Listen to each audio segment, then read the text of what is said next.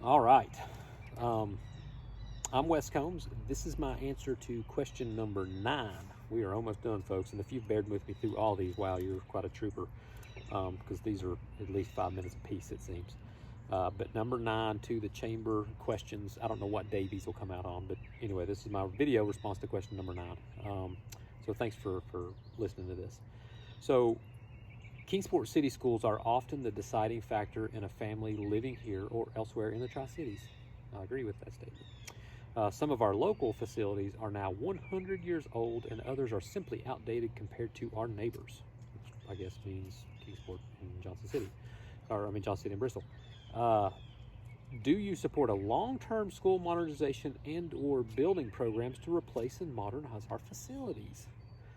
I am thinking about the future, folks. Remember that. So, yes, Kingsport. I moved into the city limits because we want our kids in Kingsport City Schools. I think I talked to somebody today. They bought property in the city limits to build a house because their kids are getting ready to enter the school system, and they don't want to play the whole, can I get my kid into the city school each year guessing game, right? Which has traditionally not been a guessing game. Used to, it was pretty reliable.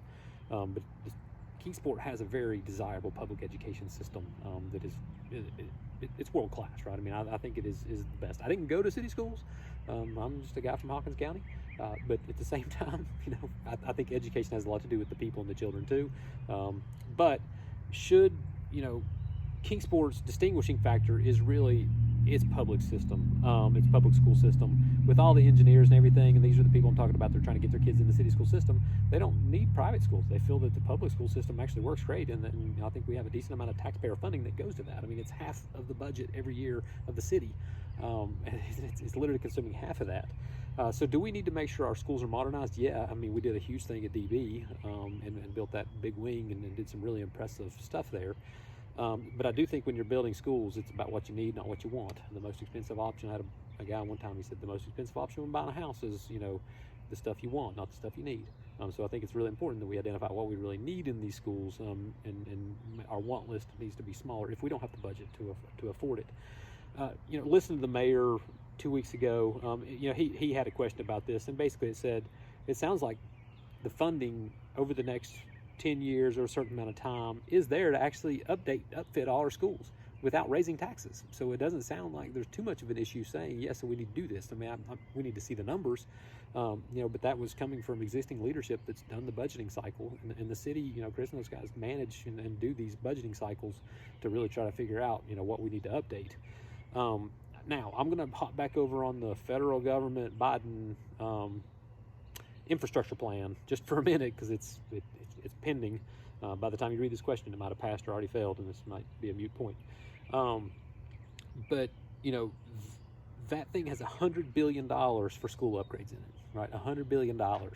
So I will tell the city right now, and I told this to I was mentioning this last night related to this $100 billion to the assistant city manager, is get your list of projects, get your dollar amounts. I don't care if they're perfect or not, but have it ready and make it sound good, and get some good grant writers and be ready to go after this money to do these upgrades.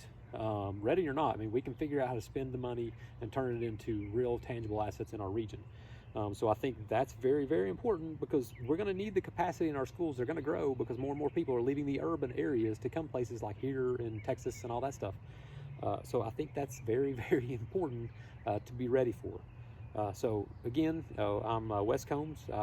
I'm really the candidate focused on the future. I think the future deserves at least one of your 3 votes. So I'd appreciate your vote on May 18th.